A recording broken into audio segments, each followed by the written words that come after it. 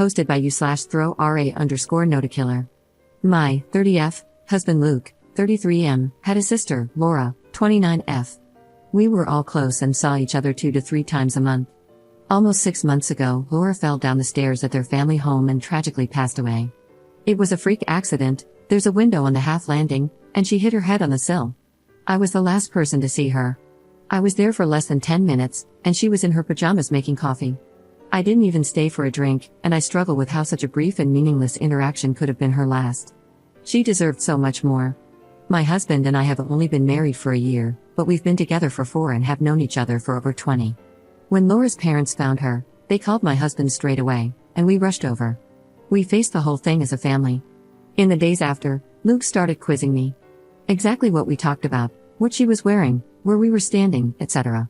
It progressed to saying I was providing conflicting information on tiny details he was deliberately misunderstanding and accusing me of withholding information because I couldn't tell him things like what pajamas she was wearing.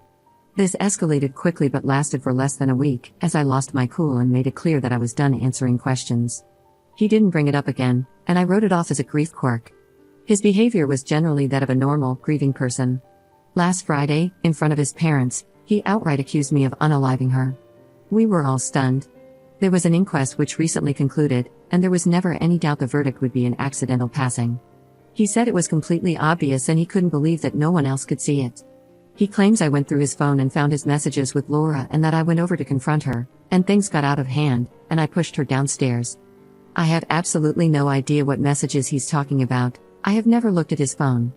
By the end, he was shouting about going to the police and getting the inquest overturned, and how I wasn't going to get away with it. Let me be clear, Laura and I had a great relationship. We all did.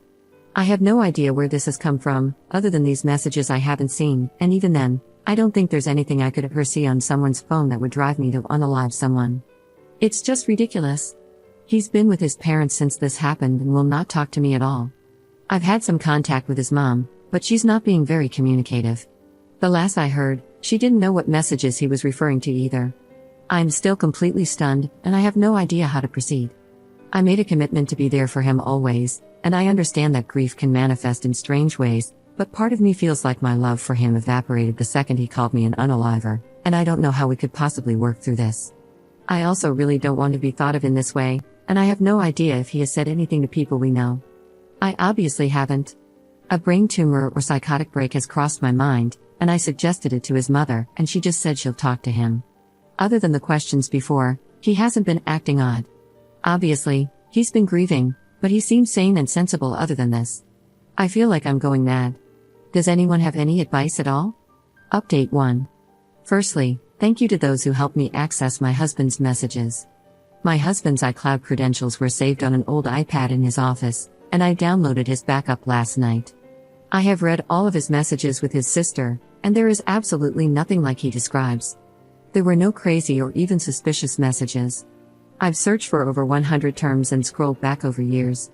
I saw a side of them both I wasn't expecting, but nothing that explains the claim I unalived Laura over their chats. Nothing to suggest he was cheating, and absolutely nothing to suggest incest. I repeat, no incest. No weird gaps where deleted conversations or a switch to another app would fit. Just siblings making plans, sending memes, and gossiping. They said unexpectedly horrible stuff about a few people, but not me. It was a sort of relief, but it raised more questions than it answered. I sought legal advice, also from Reddit, after posting here. Turns out my options are to divorce him or sit down. I contacted my community mental health team, who said they'd reach out, but made it clear it wasn't urgent. I then called his mom and said that if I didn't hear from him by this weekend, I would get a solicitor and ask for a mental health assessment as part of the divorce. In response, he made a ridiculous post on Facebook, which neither of us have used in years, and everything blew up. I'm going to try to keep this succinct. On Friday night, he made a long accusation on Facebook with new information. He said he'd been planning to leave me for months with his sister's support, and I found the messages, and unalived her. The coroner has reopened the case, and the police are preparing to arrest me, and he needs to make sure people know before the trial stops him from talking about it. It was well written and seemed vaguely plausible. He messaged people links, so it got some attention. We live in our hometown and have a large circle of friends because we've been here all our lives. People I haven't spoken to since school were reaching out to me, asking what was going on. It was madness. In response, I posted the export of his entire conversation history with Laura. I linked to the chat along with a post explaining my side, and noted that I had changed my ex's iCloud and Apple passwords, and that if he wanted them back, he should comment on my post and update his own, admitting that he was lying. He eventually did. When I started getting messages about his post, I panicked, and changing his password seemed important to preserve everything because he'd know I had access. When I spoke to him the next morning, it was clear he wasn't having a mental episode at all, but was claiming one because he'd been caught in a big lie. As soon as he was outed, he called me, clearly drunk, begging and promising to explain everything if I deleted my post. I hung up and told him to call back the next day. He did, after many missed calls and texts, and he tried to bargain and guilt-trip me with his mental health until it was clear the wrong people had seen his conversation. It's hard to describe, but it seemed fake. It was too well rehearsed, and then this morning, when it was clear he was getting nowhere, he blocked me. Begging for mercy and reciting facts about mental disorders doesn't align with someone in crisis with a sincere belief that someone unalived their sibling. The question of why he did all this remains unanswered, and he will not be getting his passwords until it is. The legal advice subreddit said this stuff is technically illegal, but it's beneath a court to take action, so I'm going to count on that because I felt like I had no other choice at the time, and now I don't see any other way to get answers from him. I am desperate and it's all I've got. So there we are. The relationship I have believed was my destiny since I was a teenager has boiled down to petty, convoluted, and vindictive nonsense, played out on social media, for reasons still unknown. My hope for a brain tumor is fading, and clearly tomorrow morning is going to be when I lawyer up and stop posting about this. I am mortified. I have no idea whether some people might believe him, and I still don't know why this all happened in the first place. Sorry I don't have a happier update, and thanks once again to everyone who offered advice. Update 2. Hi everyone, me again. Both times I posted here, it has paid off hugely in terms of helping unravel this mess, so I hope it's third time lucky. For the past few weeks, I've been trying to figure out why my husband suddenly accused me of unaliving his sister, who passed away in an accident at home 6 months ago. It still feels as ridiculous now as it did then. When Laura passed, we found out she had about £3,000 in hidden debt. It was odd because she was pretty open about her finances, but it wasn't out of character for her to overspend, so I hadn't really thought about it since. A comment on my last post prompted me to look more closely at money matters, and a message to my husband from Laura asking about a payment stuck out. I had initially assumed it was about a car issue she'd had a few weeks before she passed, but Luke definitely paid at the garage when they picked it up because we talked about it after she dropped him home. It didn't occur to me when I first looked through. The messages supposedly proved I was an unaliver, so I had been looking for something scandalous. The message about the payment was the only clue I had at that point, and I had no idea what it meant, so I took a chance. I told his mother I knew about the money and that if he didn't get in touch with me that day, I would make sure everybody else did too. He called me straight away and asked me to come over to his parents' house to talk. He looked dreadful, and the first thing he asked me was whether I was happy now that all of his friends hate him.